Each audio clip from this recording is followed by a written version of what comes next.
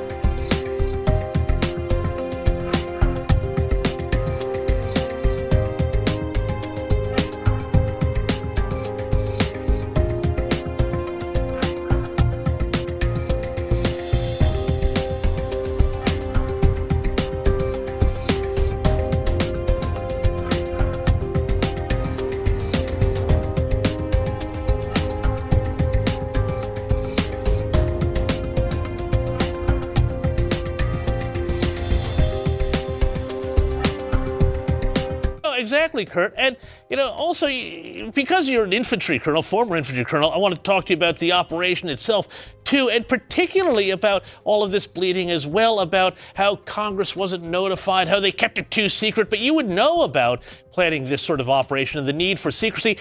I'm amazed that some of those complaining right now don't get it, but I have been so impressed by Marco Rubio, who I think has been the man of the side in all of this here. His response here to NBC's Kirsten Walker, who didn't get any of this. Have a look at this.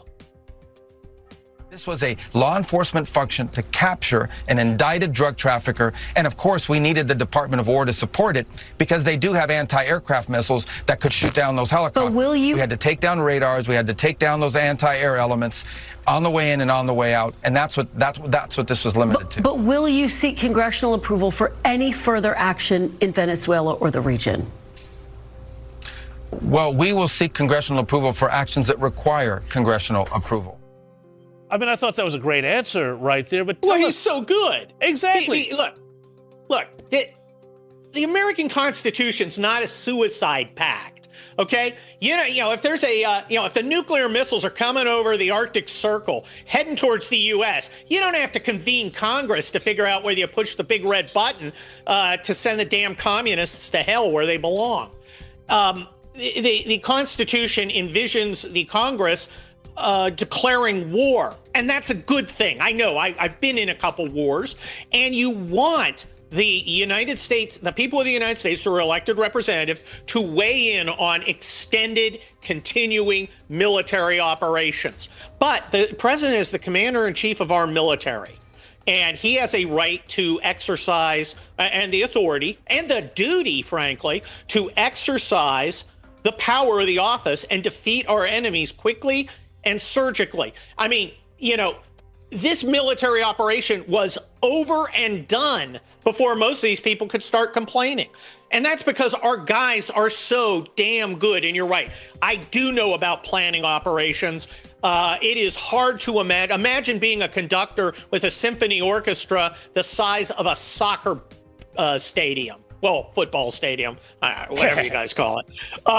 And Americans are so damn good at it, but I think it's necessary. I have a shout out to our Australian friends who are tactically, well, we just adore you guys. You're so damn good at this stuff, but we're really good at massive logistical, intelligence, cyber, communication, synchronization, and sustainment and execution. This is what America does best. And our guys did an amazing job. This is legendary stuff.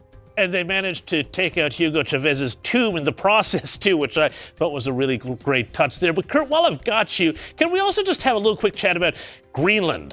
Keir Starmer in the UK, the Danish government, and other Europeans are having a meltdown over Trump's latest comments about Greenland, saying that if the U.S. takes Greenland, which, by the way, the U.S. occupied during World War II and which it has tried to acquire a number of times, it's the end of NATO. Can you explain for our Australian viewers why the Trump administration is so keen on Greenland, but also how the bleating about this from Europe kind of actually exposes some of the weakness on that side of the Atlantic? Well, threatening us with the end of NATO, huh? You're going to threaten me with a good time, right? See, traditionally, threats are things that you really don't want to happen, but that's neither here nor there. The fact is, look, America is not going to go in and start killing our allies to grab that hunk of land. The Danish can't protect it, which is why it's been an American protectorate. And the United States believes that it is important strategically for us and for our friends in Europe that this key terrain be under the control of a force that can actually defend it. And the only force is the United States. The idea of the United States is going to go in and start hurting our allies, even though we've got plenty of problems with them and their problems with free speech and their problems with immigration and their problems with being freeloading slackers. It's just silly. Yeah.